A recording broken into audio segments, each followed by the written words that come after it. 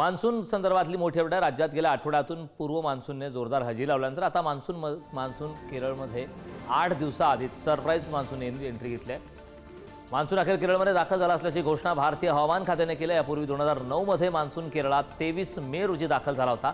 त्यानंतर 15 वर्षांनी मान्सून इतक्या लवकर केरळात दाखल झाला आहे। 24 तासात मान्सून महाराष्ट्रात पोहोचण्याचा हा अंदाज आहे। त्यामुळे आनंदाची बातमी, केरळमध्ये मान्सून 1 आठवडा आधीच दाखल झालाय।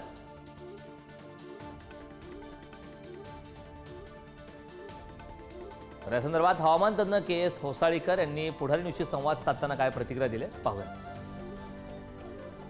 जी तारीख दिली होती आम्ही 27 मे ±4 डेज, म्हणजे त्याप्रमाणे आज 24 मेला हवामान विभागाने आज सकाळी जाहीर केले की केरळमध्ये तो दाखल झाला आणि मान्सून फक्त केरळ पर्यंत न राहता तो कर्नाटकमध्ये कारवार पर्यंत तो आलेला आहे। म्हणजे उत्तर कर्नाटकापर्यंत तो पाऊस दाखल झाल्याचं निवेदन हवामान विभागाने दिलंय।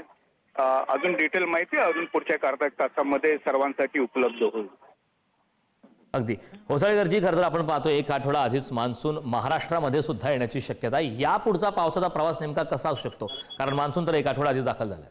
अरबी समुद्रामध्ये कमी दाबाचे क्षेत्र निर्माण झालेलं होतं, ते तीव्र झाले आणि त्याच्यासाठी हवामान विभागाने असं म्हटलंय की ते पुढच्या काही तासामध्ये तीव्र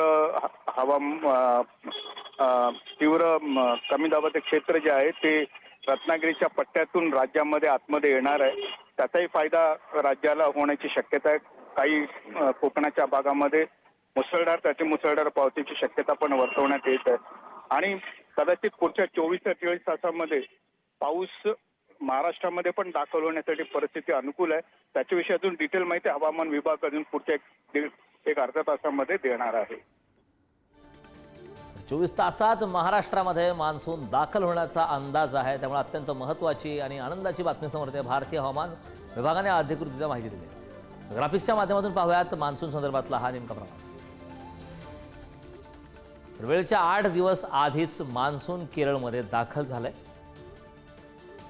2009 नंतर प्रथमच एवढ्या लवकर मान्सूनचं केरळमध्ये आगमन झालं। 1990 मध्ये 19 मे रोजी केरळमध्ये मान्सून दाखल झाला होता।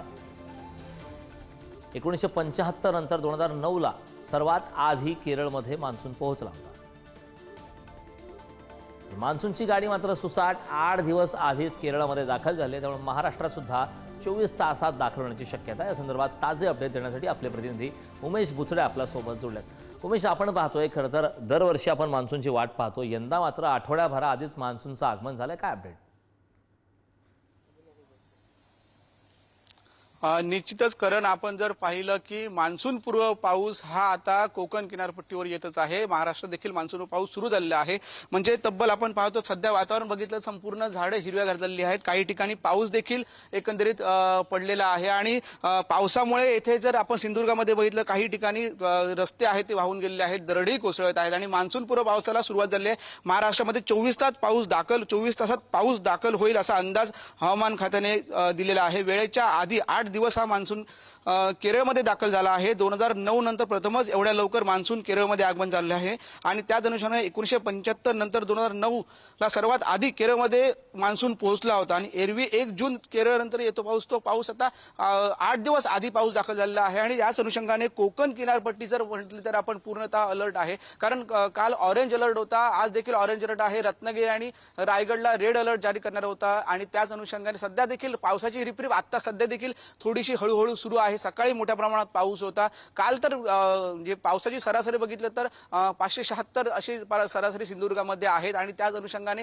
कणकवलीत सर्वाधिक जास्त पाऊस काल झाला होता आणि वेंगुर्ल्यामध्ये कमी झाला होता। अशा पद्धतीची सर्वाधिक जी पावसाची नोंद देखील हवामान खात्याने दिलेली आहे आणि सध्या मान्सून पूर्व पाऊस हा 24 तासात महाराष्ट्रात दाखल होईल, पण आधी सध्या 2-4 दिवस सततधार पावसाची ही सिंधुदुर्ग असेल, रत्नागिरी असेल, रायगड असेल, कोकण किनारपट्टीवर सुरूच आहे आणि त्या अनुषंगाने पडझड देखील झालेली आहे, काही नुकसान देखील झाल्याचे एकंदरीत आपल्याला पाहायला मिळते। त्यामुळे मान्सून पूर्व पाऊस हा सुरू झालेला आहे असं एकंदरीत आपल्याला दिसतंय। नक्कीच उमेश, खूप खूप धन्यवाद या महत्त्वपूर्ण अशा माहितीसाठी।